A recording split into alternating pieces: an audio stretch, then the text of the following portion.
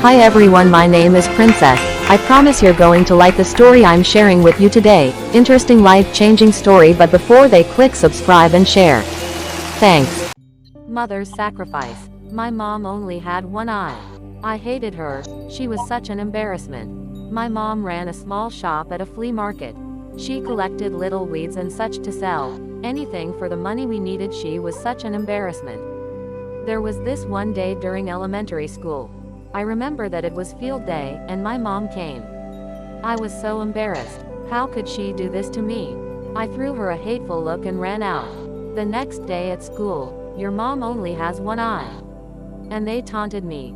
I wished that my mom would just disappear from this world, so I said to my mom, "Mom, why don't you have the other eye? You're only going to make me a laughingstock. Why don't you just die?" My mom did not respond.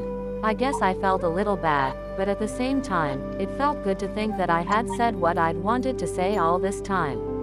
Maybe it was because my mom hadn't punished me, but I didn't think that I had hurt her feelings very badly. That night, I woke up and went to the kitchen to get a glass of water.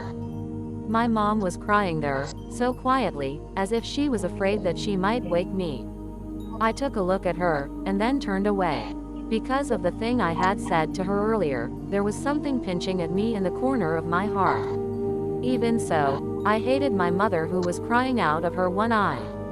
So I told myself that I would grow up and become successful, because I hated my one-eyed mom and our desperate poverty. Then I studied really hard. I left my mother and came to Seoul and studied, and got accepted in the Seoul University with all the confidence I had. Then, I got married. I bought a house of my own. Then I had kids, too. Now I'm living happily as a successful man. I like it here because it's a place that doesn't remind me of my mom. This happiness was getting bigger and bigger, when someone unexpected came to see me. What? Who's this? It was my mother, still with her one eye. It felt as if the whole sky was falling apart on me. My little girl ran away, scared of my mom's eye. And I asked her, "Who are you? I don't know you." As if I tried to make that real. I screamed at her, "How dare you come to my house and scare my daughter? Get out of here now." And to this, my mother quietly answered, "Oh, I'm so sorry. I may have gotten the wrong address," and she disappeared. Thank goodness, she doesn't recognize me. I was quite relieved. I told myself that I wasn't going to care, or think about this for the rest of my life. Then a wave of relief came upon me. One day, a letter regarding a school reunion came to my house. I lied to my wife saying that I was going on a business trip. After the reunion, I went down to the old shack that I used to call a house. Just out of curiosity there, I found my mother fallen on the cold ground. But I did not shed a single tear. She had a piece of paper in her hand. It was a letter to me. She wrote, "My son, I think my life has been long enough now. And, I won't visit Seoul anymore. But would it be too much to ask if I wanted you to come visit me once in a while? I miss you so much. And I was so glad when I heard you were coming for the reunion. But I decided not to go to the school. For you, I'm sorry that I only have one eye, and I was an embarrassment for you. You see, when you were very little, you got into an accident and lost your eye. As a mother, I couldn't stand watching you having to grow up with only one eye, so I gave you mine. I was so proud of my son that was seeing a whole new world for me, in my place, with that eye. I was never upset at you for anything you did.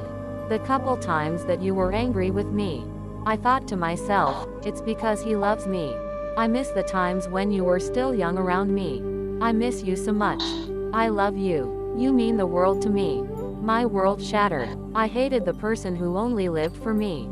I cried for my mother. I didn't know of any way that will make up for my worst deeds. Moral: never ever hate anyone for their disabilities. Never disrespect your parents. Don't ignore and underestimate their sacrifices. They give us life. They raise us better than they had been. They give and keep trying to give better than they ever had. They never wish unwell for their kids even in their wildest dreams. They always try showing right path and being motivator. Parents give up all for kids, forgive all mistakes made by kids. There is no way to repay what they done for kids. All we can do is try giving what they need, and it is just time, love and respect.